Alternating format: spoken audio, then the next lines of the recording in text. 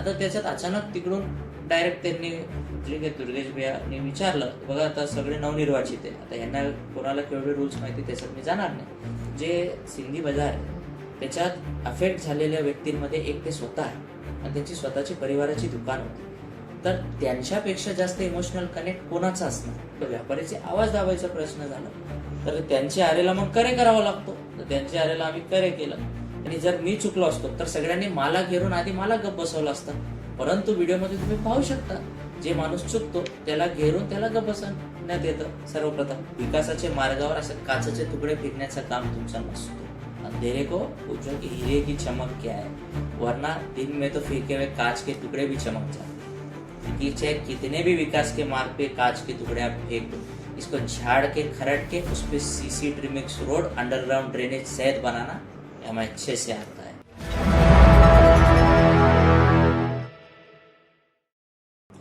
बघा, मी आपल्याला बोलू इच्छितो, जेव्हा नगरपालिका महापालिका जिकडे असतात तिकडे सत्ताधारी पक्ष व विरोधी पक्षमध्ये वैचारिक मतभेद असतात आणि हे सगळ्या गोष्टी होत राहतात. ते कुठला खूप मोठा भांडण किंवा व्यक्तिगत काहीच नाहीये. विषय असा होता की माझा विषय चालू होता, ज्याच्यात माझे प्रश्न उत्तर मी करत होतो संबंधित अधिकाऱ्यांशी. आणि महापालिकेत जेव्हापर्यंत माझा पूर्ण संपत नाही आणि समाधान होऊन मी जेव्हापर्यंत खाली बसत नाही तेव्हापर्यंत कोणी त्याच्या आत इंटरफेअर करून प्रश्न पण नाही विचारू शकत. त्याचं समर्थन व त्याच्या विरोधात पण जर काय बोलायचं असेल तर माझा पूर्ण संपल्यानंतरच ते करू शकतात. विषय असा होता की माझा, आज मी तुम्हाला दाखवतोय आमची विषय पत्रिका. या विषय पत्रिकाच्या अनुसाराने क्रमांक 9 वर माझा प्रश्न होता की मागील बैठकीच्या प्रमाणे जे आपले कमर्शियल झोन आहे त्यावर कमर्शियल कॉम्प्लेक्स महापालिकाने बांधले, ज्याच्यात छत्रपती संभाजी महाराज उद्यानजवळ एक आमचा एल किंवा टी शेप मध्ये आपण करू शकतो आणि आणखी अन्य ठिकाणी.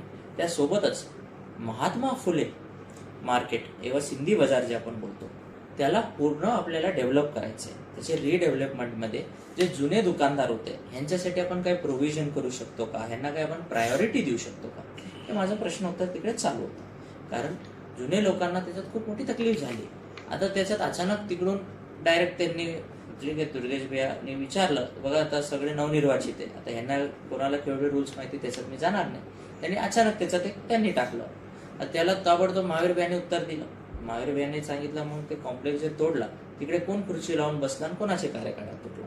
त्यानंतर तुरंत रमेश मामाने उत्तर दिलं की बगैर स्ट्रक्चरल ऑडिटचे यायच्या अगोदरच, म्हणजे स्ट्रक्चरल ऑडिट येण्याच्या अगोदरच तुम्ही कसं तोडलं, ते एक झालं. मग त्यानंतर मी बोललो, बघा आता आपल्याला भविष्यात ते परत बांधणी करायची आहे, तर त्याच्यावर आपण काय बोलू शकतो ते. आणि दुसरा, माझ्या या विषयात सन्मान्य नगरसेवक अर्जुन गेहीजी यांचा एक उपप्रश्न होता.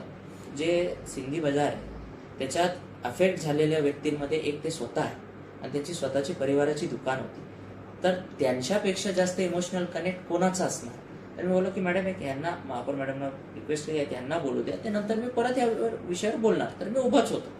आणि जसंच अर्जुनजी बोलायला गेजीने चालू केलं, आमचे सामान्य व्यापारीने, तिकडून ताबडतोब त्यांच्यावर आरोप प्रत्यारोप एवं कुठली भाषा त्यांच्या आवाज दाबण्याचा प्रयत्न झाला. म्हणजे जे व्यापारीचं त्याचं नुकसान झालं त्या व्यापारीचे आवाज दाबायचा प्रश्न झाला. तर त्यांच्या आरेला मग करे करावा लागतो. तर त्यांच्या आरेला आम्ही करे केलं. त्यानंतर जे झालं ते तुम्ही बघितलं. परंतु मी हे गोष्ट बोलू इच्छितो, आधीपासून शेवटपर्यंत काय प्रक्रिया झाली हे जाणून घ्यावे. आणि जर मी चुकलो असतो तर सगळ्यांनी मला घेरून आधी मला गप्प बसवलं असतं. परंतु व्हिडिओमध्ये तुम्ही पाहू शकता, जे माणूस चुकतो त्याला घेरून त्याला गप्प बसवण्यात येतं सर्वप्रथम.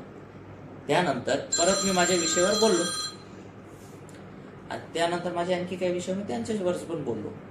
परंतु मी हे बोलू इच्छितो, त्यानंतर काही डायलॉगबाजी सुद्धा झाली. त्यांनी सुद्धा प्रेसमध्ये काही माहिती दिली, यांचा विषय त्यांचा विषय नाही. हे श्री अक्षय गोरेंट्याल सामान्य सदस्य यांचा विषय होता, विषय क्रमांक 9. यानंतर त्यांनी काय डायलॉग मारले, आम्ही शिवसेना स्टाईलमध्ये उत्तर द्या, आम्ही असं उत्तर देऊ, आम्ही तसं उत्तर देऊ. त्यांना मी बोलू इच्छितो, बघा हे विकासाच्या मार्गावर सत्ताधारी पक्ष विरोधी पक्ष एवं प्रशासन एकत्र चालतो. जर सत्ताधारी पक्ष कुठे चुकत असेल तर तुमचं हे चुकलं, तुमचं ते चुकलं बोलायचं काम विरोधी पक्षाचं आहे. परंतु विकासाच्या मार्गावर असं काचेचे तुकडे फेकण्याचं काम तुमचा नसतो. आणि त्याच्यात मी आणखी आता बोलतो त्यावरच एक शेरोशायरीच्या माध्यमाने, अंधेरे को पूछो कि हीरे की चमक क्या है, अंधेरे को पूछो कि हीरे की चमक क्या है, वरना दिन में तो फेके हुए काच के तुकडे भी चमक जाते हैं. अर्थात आम्ही त्यांना आमचे पण विकासशैली एवं गोरेंट्यालचे विकासाचे पॅटर्नने गेल्या 40 वर्षापासून उत्तर देते आणि भविष्यात पण उत्तर देणार. आणि उत्तर असं आहे कि चाहे कितने भी विकास के मार्ग पे कांच के टुकड़े आप फेंक दो, इसको झाड़ के खरट के उस पर CC trimix road underground drainage सहित बनाना हमें अच्छे से आता है. हे विकास रूपी आमचा गोरेंट्याल स्टाईलने आम्ही त्यांना उत्तर देत आहे. आणि दुसरा, हे जे भूमिका त्यांनी काल घेतली आणि जे डायलॉगबाजी केली चुकीचं आहे. नीट आमचा प्रश्न संपल्यानंतर ते विरोध असेल, त्यांचं समर्थन असेल, काही असेल ते बोलू शकले असते, परंतु त्यांनी जे पद्धतीने वागणूक केली ते चुकीचं आहे.